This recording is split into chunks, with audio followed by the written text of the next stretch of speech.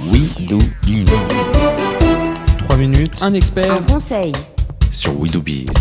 Et 3 minutes avec Evelyne Platnik-Cohen, fondatrice de Booster Academy. Bonjour Evelyne. Bonjour. Alors c'est le moment des chroniques experts et cette semaine tu es venue nous proposer cette chronique autour des techniques de prospection par téléphone. Est-ce qu'on peut en savoir un petit peu plus ? Alors d'abord par téléphone, ça reste un basique aujourd'hui de prospecter par téléphone, mais c'est vrai que les règles ont changé. Regardez, en 10 ans, la fonction de secrétaire a complètement disparu. Donc vous savez, on parlait du passage des secrétaires, c'est toujours très compliqué, mais elles sont plus là les secrétaires. Alors, mais on n'arrive d'ailleurs toujours pas à joindre les gens. Mais ils sont où ? À mon avis, on les a mis un peu à la porte parce que vous voyez bien qu'il y a des pôles où on a une personne, une assistante pour 10 collaborateurs. Donc, elles n'ont plus la même fonction de faire barrage. Bon, sauf sur les, évidemment, très, très grands patrons. Donc, les règles du jeu ont changé. Et aujourd'hui, vous allez devoir atteindre un interlocuteur via un certain nombre de collaborateurs qui ne travaillent pas directement avec ce collaborateur. Donc, il y a une première règle, c'est imaginer toujours que lorsque vous appelez un ami. Vous savez, vous avez des fois une voix dans la voix. J'appelle un ami, pas colporteur interdit. Bonjour, j'aimerais, s'il vous plaît. Non, c'est je dois parler à James Dean.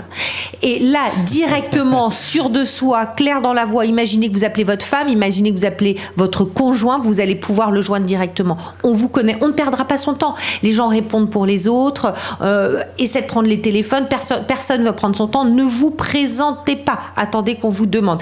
Passez jusqu'à un moment donné où il y a un mur. Alors ce mur-là, qu'est-ce que c'est ? Potentiellement une assistante, mais c'est pas le pire. Le pire, c'est le répondeur, le voicemail, celui qui est là. On laisse le message ou pas ? Alors oui.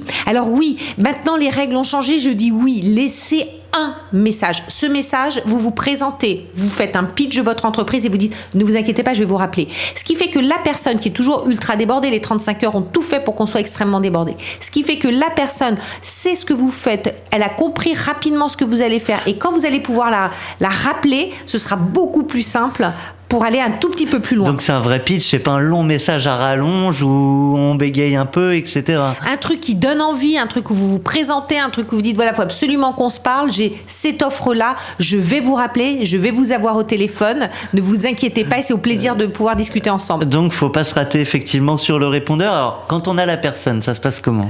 Alors quand on a la personne, pareil, il faut aller droit au but. C'est-à-dire vous vous présentez extrêmement rapidement et puis vous essayez directement, sans silence, d'atteindre la personne, de l'accrocher, phrase d'accroche, pitch, ça se travaille, ça s'étudie, en tout cas c'est de la vraie technique. Une vraie technique donc que de prospecter. De toute manière, on aura l'occasion de revenir sur toutes ces stratégies pour mieux vendre dans ces chroniques d'experts dédiées au développement commercial. Merci Evelyne. Merci. On se retrouve dès la semaine prochaine.